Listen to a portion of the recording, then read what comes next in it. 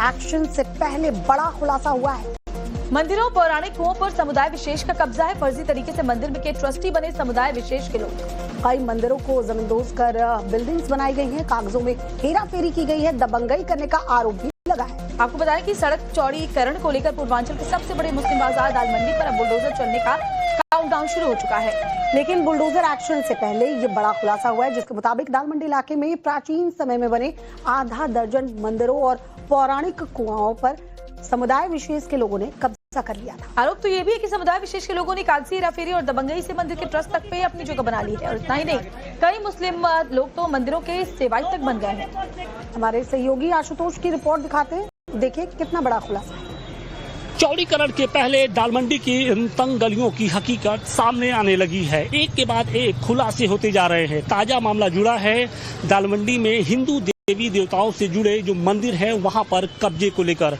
आरोप ये लग रहे हैं कि मुस्लिम समाज के कुछ लोगों ने जो प्राचीन मंदिर थे, जिनकी संख्या आधे दर्जन बताई जा रही है, वहां पर अवैध तरीके से कब्जा कर लिया, उनकी जमीनों को अपने नाम दर्ज करा लिया। और सिर्फ यही नहीं, बल्कि उन मंदिरों के सेवई भी बन बैठे हैं। और अब इस खुलासे के बाद कहीं न कहीं पूरे दाल मंडी में चर्चा का विषय बना हुआ कि आखिर कैसे एक हिंदू देवी देवता के जो मंदिर हैं वहां के ट्रस्ट में कोई मुस्लिम कैसे हो सकता है, जबकि नियम ये कहता है कि किसी भी मंदिर या फिर ट्रस्ट में कोई दूसरा शख्स नहीं हो सकता है, उसके नाम पर दर्ज नहीं हो सकता है।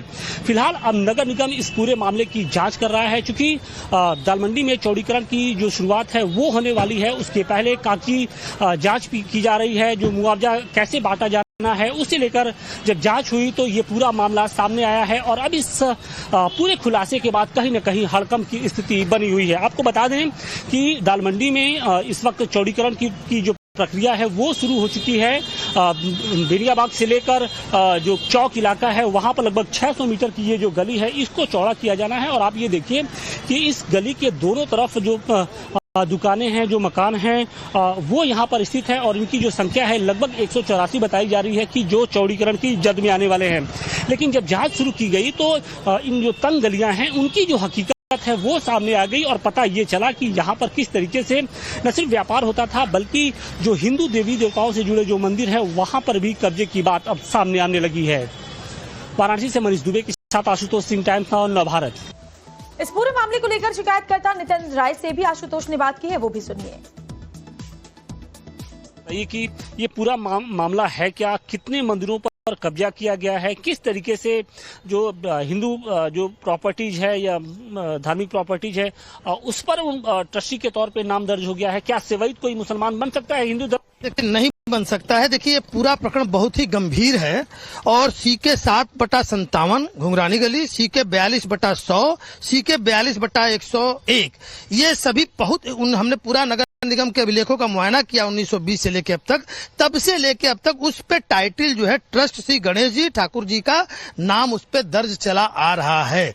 लेकिन इस पे जो है एक निजामुद्दीन और उसके परिवार के लोग अवैध ढंग से शुरू से ही काबिज चले आ रहे हैं। और वो 20-50 करोड़ का वो प्रॉपर्टी है, छोटा मोटा प्रॉपर्टी नहीं है। मतलब हमको लगता है कि 1 बीघा और 1.25 बीघा का करीब जो है वो जमीन है।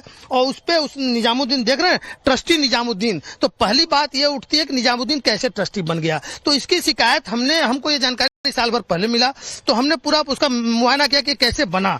तो 19/12/2024 को, आज से 10 महीने पहले, हमने लिखित शिकायत सीएम को, पीएम को और पुलिस महानिदेशक को किया कि इनके खिलाफ एफआईआर दर्ज हो जाए। लेकिन जो एसओ हैं यहाँ पे चौक में, विमल कुमार मिश्र और भृगुपति त्रिपाठी, मेरा आरोप है कि उन्होंने आरोपितों से मिल करके उनको क्लीन चिट दे दिया। जिन जिन बिंदुओं पे हमने जांच की बात की थी उन बिंदुओं पे जांच उन्होंने नहीं किया।